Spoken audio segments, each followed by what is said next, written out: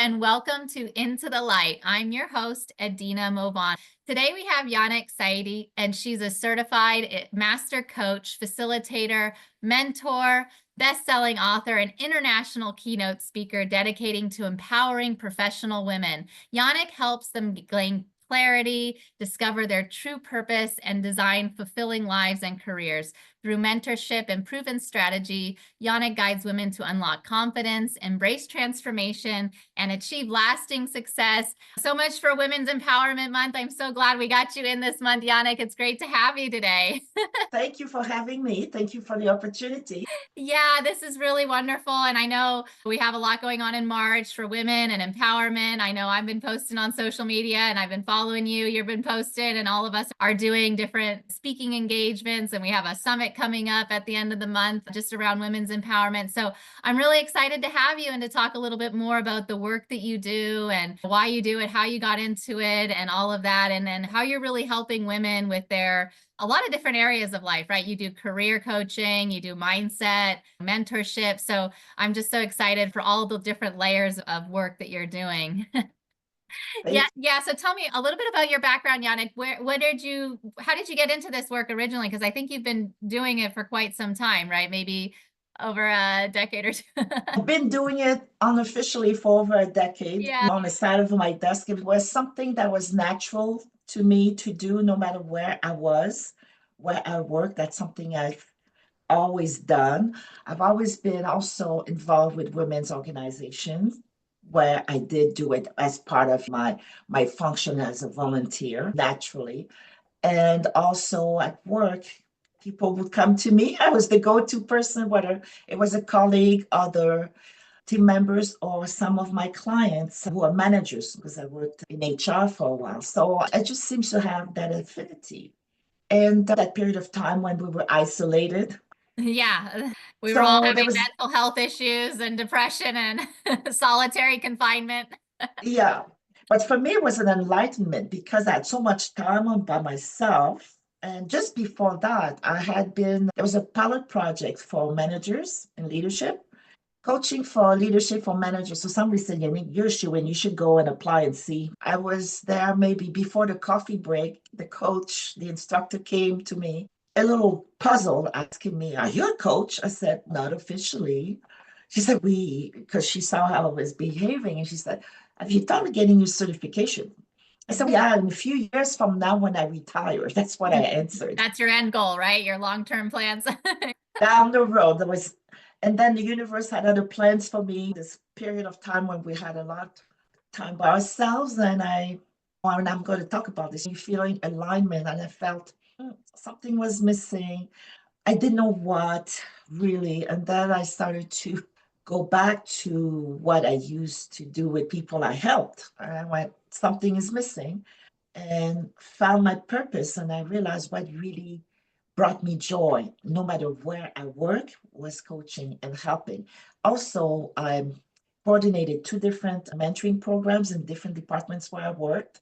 And I was also chosen as a mentor for the Lieutenant Governor Women in Leadership Symposium as a mentor.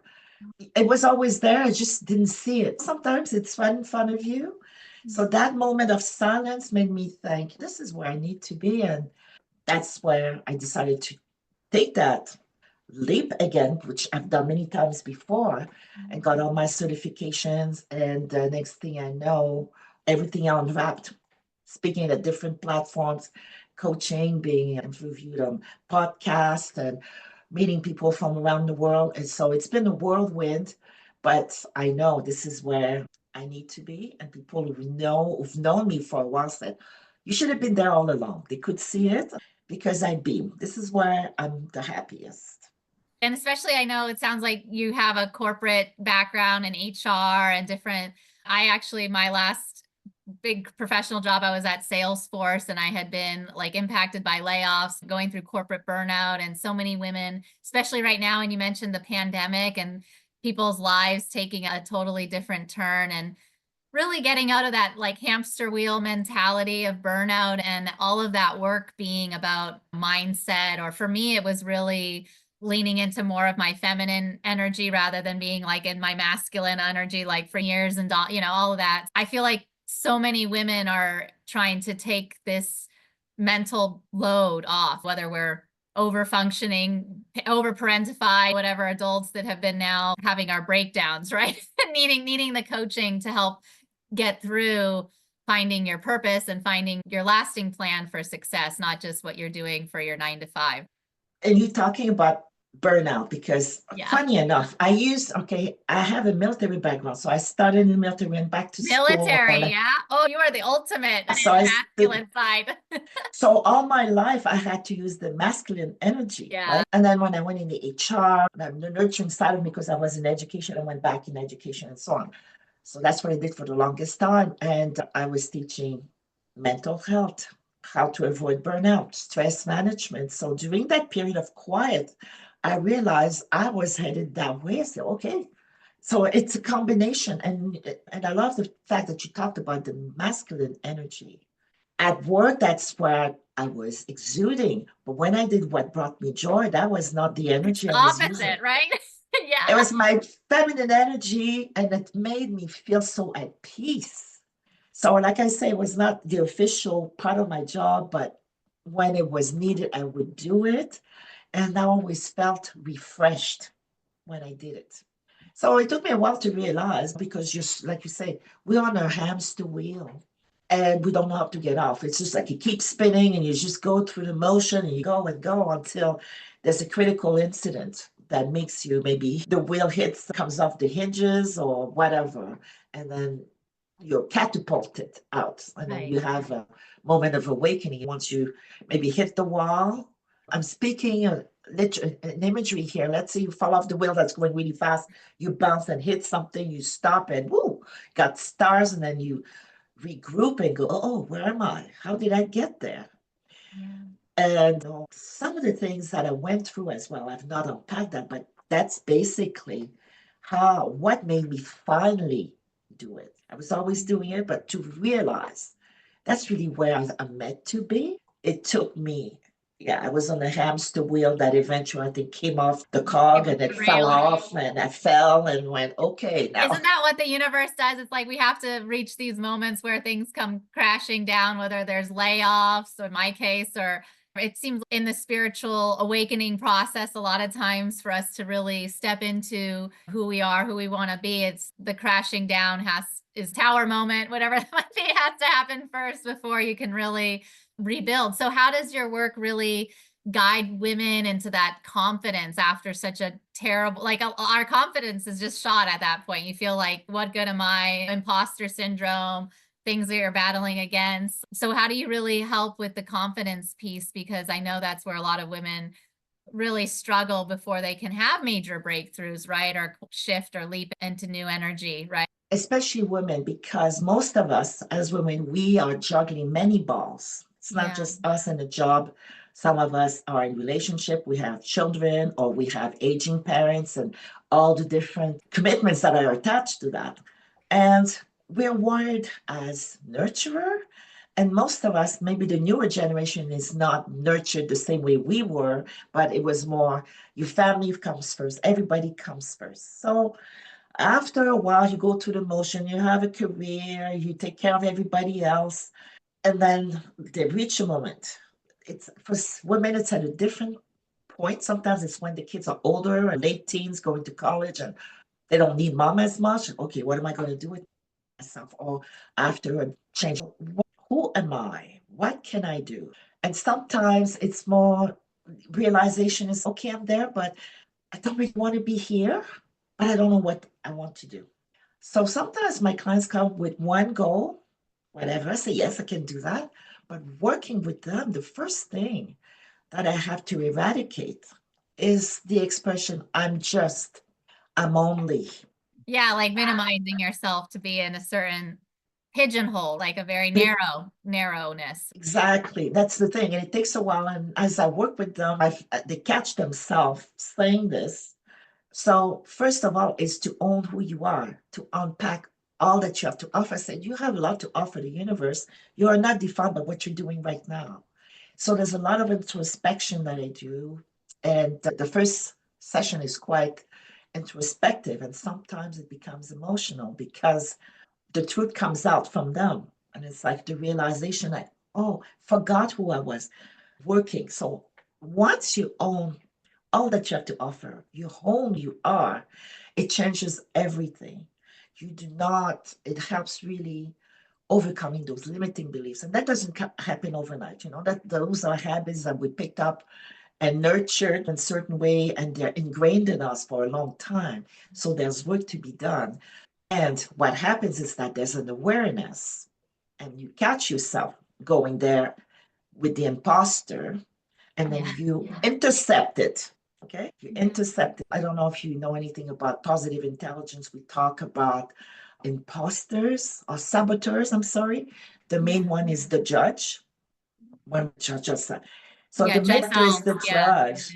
And then it has a supporting cast of the victim or the stickler or the not overachiever. Oh my gosh, I can't do it. Or the people pleaser, especially women a lot. The people pleaser is one of the strong ones. So there's 9 supporting cast. And the more you work in understanding and identifying them and changing mindset, you intercept them.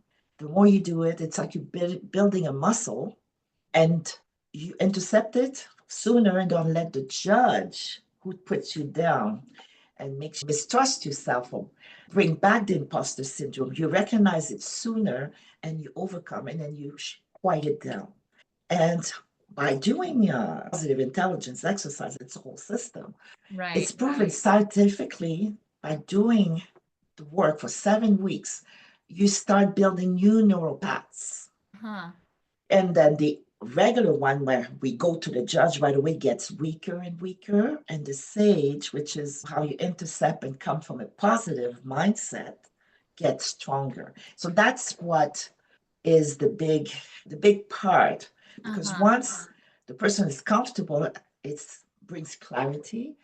And like we're saying, confidence. Once you have confidence and clarity, you do not let the saboteurs be in control. Yeah, like the voices, oh, you're not good enough. It comes from when we're children, right? It's so much of the limiting beliefs. So you're not good enough, you're good at this, you're that. You need to be like, yeah, I like that positive intelligence model. It sounds a really good way to come into a more balanced state, more alignment, really healing a lot of the negative thought patterns that we have from childhood and all of that. And I like what you said about how we were forgetting who we are, right? Like you mentioned, especially women who are in a burnout situation, or you express, what do I have to offer to the world? It seems like it's a symptom of really forgetting who we were, as maybe some people say, oh, we're spiritual beings living in a physical world, and we're in a process of realigning with who our soul really wants to be, like our higher self or whatever that might be. So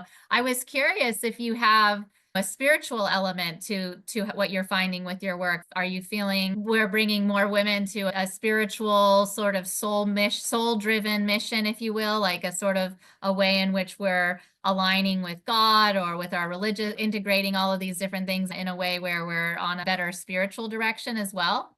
Yes, because one of the things I say, because some of the clients are not necessarily religious, but they're spiritual. Also, we have intuition. So once you are comfortable, like when you realize who you are, and you start giving yourself grace, give yourself grace. We don't feel like we have to beat ourselves on the head because we're not doing this, and limiting beliefs, we're not good enough. I'll give you an example. I would come back with a test home, 96%, and be told, where are the other 4%? Yeah. So, always focus on the negative. That's like, what? Exactly. So first I say, you've accomplished, look at what you've accomplished. What have you done now? This is just now. That's it. You do the best in the situation and look at what you accomplished, not focus on what you haven't done. There's always too much focus on what you have accomplished, and then you build. Just thinking that way changes your mindset. First of all, another word that I like to remove is should. Oh, I should do this. Oh, I should do that. Shoulda, coulda, woulda, right? Yeah, I should do this when this would be a good thing if I did this. But when we put the word should, we give ourselves a bit of a stress, obligation. Yes, it's something that you are thinking of doing, you would like to do on your own terms. You have to not make it an imposition. Look at it as something to strive forward and a step at a time. Because a lot of times we look at things, oh, I should be here, or I should have been here in my career, or I should have been here in my life. Maybe not. Look what you've done and what else you want to do. This is a better way to look at it.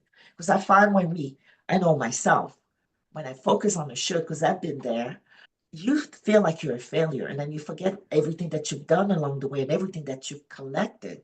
And with me, I have such an eclectic background of career, which makes me very versatile. But at one point, I thought, my gosh, I changed career too often. Something is wrong with me. No, this was the course, my journey, Yeah. to get all the skills and the well-rounded way I am, how I see. And also, we are intuitive. We do have a subconscious mind. If you look at animals and children, little children, they go by instinct. So I do trust, I say, pets and animals and little children, because they know they follow their instinct versus us.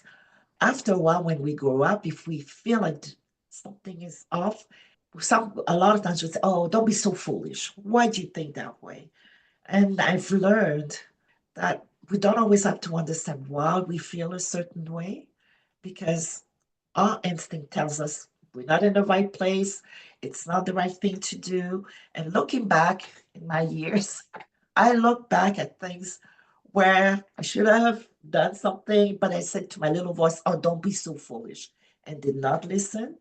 Then I saw afterwards that's what it was telling me. Yeah, that's where it came back to bite you in the butt. If you didn't listen to that's what I think the intuition is really our like internal navigating. Some people correlate it with our emotional navigation system, but really what connects us to our higher self or God, and that's the intuitive abilities. And we have to do a lot of work to really deconstruct all the layers that come between us and the strength of intuition, right? Because I feel like if you're not tapped in, you're making the wrong choices, you're doing things for the wrong reasons, it's coming from fear, guilt, like lower vibe sort of state. And it's only once we hone in on the intuitive abilities that we really find ourselves in that place. So I think you called it finding yourself in the shift, right? If things are shifting and then really coming back to that. So I find that a really beautiful way to look at it. Yes, it's exactly what happens. It's okay, I'm here, it's shifting. Who am I? Where am I? What am I doing? And I've gone through that several times. We talked about downsizing. At the time, I was a young teacher, I had 3 little children, and then I was cut backs. And we were told that I was only a temporary worker and not full-time permanent. I was not permanent, I was just a term. But if you were kept for 5 years, continuous service, you would become permanent. Okay, I had 2 years, I said, I'm good, 3 more. But then they came with a moratorium saying, oh, no, we're putting a freeze on that. So that meant another 6 years before I could be permanent. And to make it even better, they put me at halftime. So I had the same financial obligation, 3 little kids, and looking for another teaching position, but there was none to be found. I was working for the government at the time. And there was a assignment program that was to help employees progress in their career. So I applied. I didn't hear anything for 2 years. I said, oh, there you go. See, limiting beliefs. I'm not good enough. And 2 years later, I did get the call. Oh my Last gosh. minute. Not only I was in the program, I was going to be one of the people running it. Oh, amazing. So that was the beginning of working on not selling myself short and limiting beliefs. I was the first Weathering the storm. We got to keep with the patience and the sort of weathering the continual trials that we're under in that circumstance. Exactly. And waiting for the shoe to drop again, because it was only temporary. And but from that, I ended up with a different position somewhere else, because I had learned so many new things, got new skills, and that organization was looking for someone who had all of that. I had not done what I did, I would not have learned what I learned. That was the skill set that this organization wanted. And it's happened to me several times after that, every time. And and every single time, mind you, I had this sixth pit in my stomach, the fear of the unknown. What helped me? The first time was the hardest. Second one, not as bad, but still difficult. But after that, I built the resilience and said, what's going to happen? The worst that could happen is that I get new skills and I have all this behind me. But I'm not saying that it was easy, but what helped me through is that staying where you are doesn't change anything. The comfort zone is comfortable, but is it where you're supposed to be? Not No necessarily. growth, right? Yeah. No growth. And I like Alfred Einstein's quote: "A ship is always safe ashore," but that's not what it's built for. Yeah, Yeah, he because we might need weather the storm. it's a resilience factor, right? You have to move out of your comfort zone. So I know a lot of people that comes in the hardest struggles bring that ability to be resilient or bring that confidence that we need or develop that skill set. And sometimes it feels, yeah, when we're in the rock bottom is where those qualities are really put to the test. Yes, so much. And sometimes when I work with the women, they have a feeling they have not accomplished anything. Yeah. So going back to what we've done in the first session, goal setting and all that, and I said, "Do you remember when you did this? So what do you think this brought you? What do you think that experience brought to you? No, you are strong. Or yes, you're confident. You've done this and that."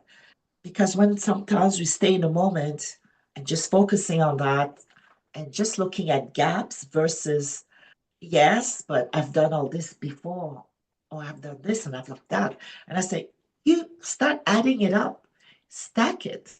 And what I like to see is when they start talking about unpacking what they've done.